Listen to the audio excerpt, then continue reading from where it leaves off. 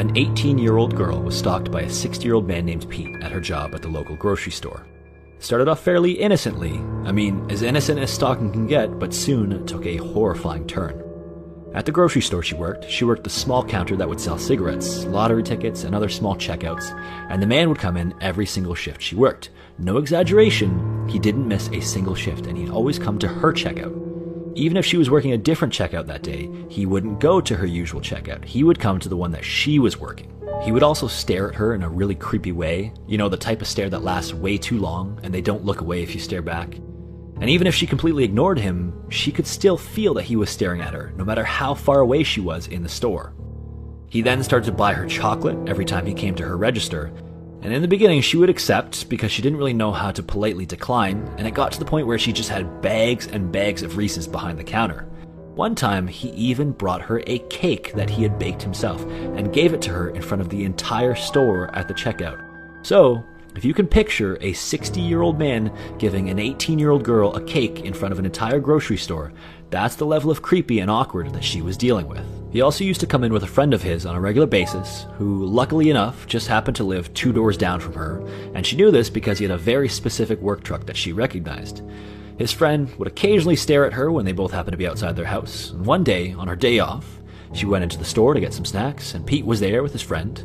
She went to lane 1, and Pete was in another lane farther back in the store, and as she checked out, he stared at her with a borderline evil look on his face. This time in particular was so creepy, it gave her chills. From that point onward, things began to escalate, and other employees at the store began to notice his weird fixation with her.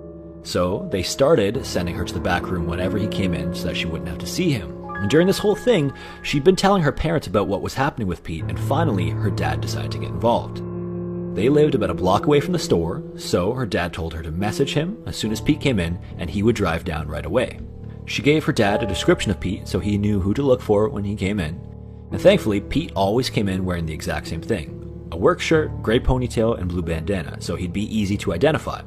One day, Pete comes in, her dad shows up, and stands right behind Pete in line as he checked out. And that day, he got to witness firsthand the absolute creep Pete was towards her. In fact, that day, he finally went to the extent of asking her out on a date. She declined, and Pete actually pushed back, but she continued to decline, and eventually he left the store with her dad in hot pursuit.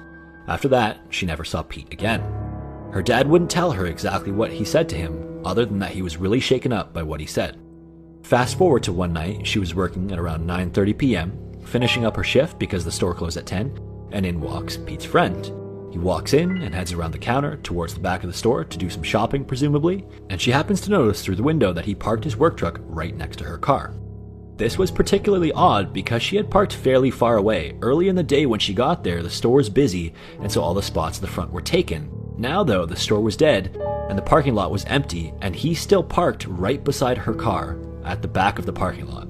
Feeling really creeped out now, she tells her supervisor about it, and her supervisor was like, "Yeah, that's super creepy. Let me walk you to your car at the end of your shift." Apparently, they were talking kind of loud because not even 5 seconds later, Pete's friend comes from around the corner and walks right out of the store. He didn't buy a single thing even though he'd been in the store for like 15 minutes. She instantly felt this pit in her stomach at the thought that they might have planned to kidnap her, or at the very least confront her late at night when no one else was around.